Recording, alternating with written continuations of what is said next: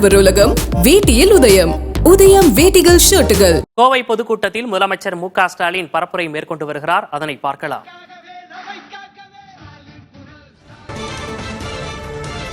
கோவையில் முதலமைச்சர் மு.க. ஸ்டாலின் பரப்புரை கூட்டத்தில் பங்கேற்றிருக்கிறார். அதேபோல காங்கிரஸ் மூத்த தலைவர் ராகுல் காந்தியும் அதில் பங்கேற்றிருக்கிறார். முன்னதாக நெல்லையில் பரப்புரை மேற்கொண்ட ராகுல் காந்தி பாஜக அரசின் மீது பல்வேறு குற்றச்சாட்டுகளை அவர் முன்வைத்திருந்தார்.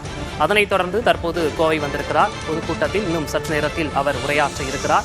திமுக மற்றும் காங்கிரஸ் கட்சியை சேர்ந்த முக்கிய நிர்வாகிகளும் மேடையில் வீற்றிருக்கிறார்கள். அந்த காட்சிகளை பார்க்கிறோம்.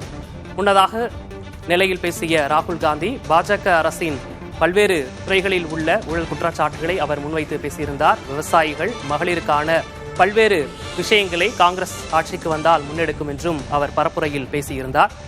அதேபோல நீட் தேர்வு உள்ளிட்ட பல்வேறு விஷயங்கள் குறித்தும் இளைஞர்களுக்கான வேலைவாய்ப்பு தொடர்பாகவும் அவர் பொதுக்கூட்டத்தில் பேசியிருந்தார். தற்போது கோவை வந்திருக்கக்கூடிய காங்கிரஸ் மூத்த தலைவர் ராகுல் காந்தி பொதுக்கூட்ட மேடையில் அமர்ந்திருக்கிறார். அதேபோல திமுக தலைவரும் தமிழக முதலமைச்சருமான மு.க. ஸ்டாலினும் தற்போது கோவை பரப்புரை கூட்டத்திற்கு மேடையில் வந்திருக்கிறார். காட்சிகளை பார்க்கிறோம்.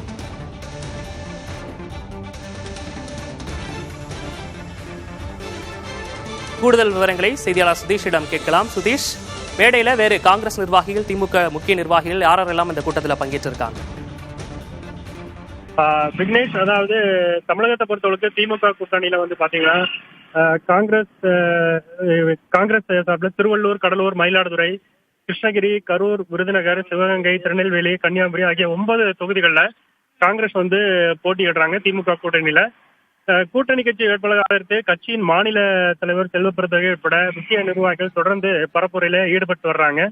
இந்நிலையதான் அகில இந்திய காங்கிரஸ் தலைவர் மல்லிகார்ஜுன கார்கேவும் முன்னாள் தலைவர் ராகுல் காந்தியும் தொடர்ச்சியாக இந்த ஆகியோரும் தமிழகம் பிரச்சாரம் மேற்கொள்வதற்கான முயற்சிகளை மேற்கொண்டு இந்நிலையில இந்த முதற்கட்டமாக தமிழகம் வந்திருக்க ராகுல் காந்தி பிரச்சாரம் செய்வதற்காக தமிழகம் வந்திருக்கிறார்.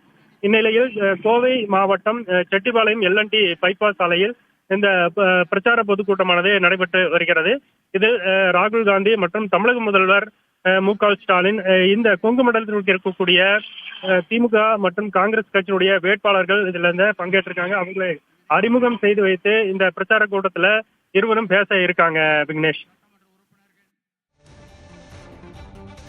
கோவை பொதுக்கூட்டத்தில் முதலமைச்சர் மு.க. ஸ்டாலின், காங்கிரஸ் மூத்த தலைவர் ராகுல் காந்தி பங்கேற்றிருக்கிறார். விவரங்களை வழங்கியமைக்காக நன்றி சுதீஷ். ஆடவர் உலகம் வேட்டியில் உதயம். உதயம் வேட்டிகள் ஷர்ட்டுகள்.